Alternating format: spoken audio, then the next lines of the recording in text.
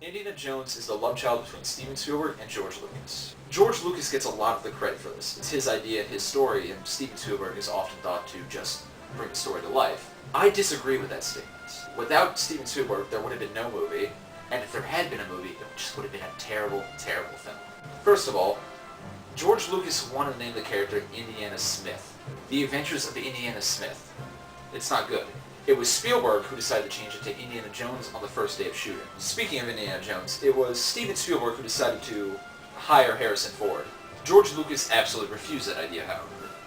George Lucas wanted names like Tom Selleck, Steve Martin, and Bill Murray to play the role. Let's try to imagine what that's going to be like. Bill Murray as Indiana Jones. Actually, I would like to see that movie. Tom Selleck, Magnum P.I. as Indiana Jones, would have been a completely different movie, and not in a good way. And it wasn't just Harrison Ford who George Lucas didn't want to cast. The original actor to play Solo was supposed to be Danny DeVito.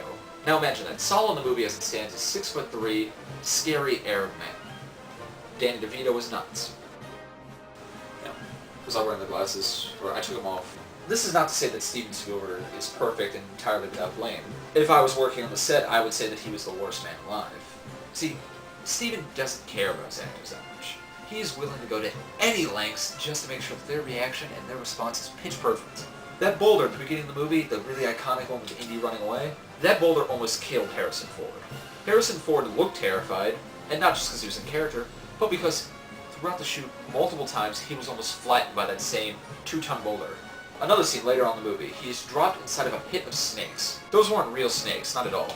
They were, however, legless lizards that Steven Spielberg imported just to dump on Harrison Ford. Granted, it's a great story. It has everything I want to see in a movie. It has Americans fighting Nazis. It has Americans going to other countries and taking their precious items from them. It has Americans scoring with hot women. But George Lucas also wrote the script.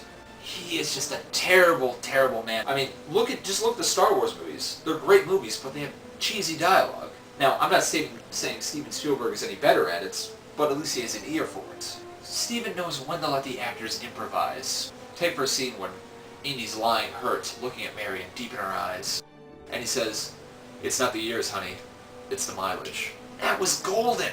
I felt something when he said that. I wanted to have sex with Indiana Jones when he said that. And that wasn't written out. That's because Steven Spielberg knew enough to trust Harrison Ford when he wants to have sex with a woman. So the next time some cinema snob comes up to you after you say that you just love Steven Spielberg's directing on Indiana Jones and the Raiders of the Lost Ark and says, "Hey man, that was George Lucas's baby," you can look him dead in the eyes and say, "You shut your fucking mouth, Steven Spielberg made that movie." And then you walk away.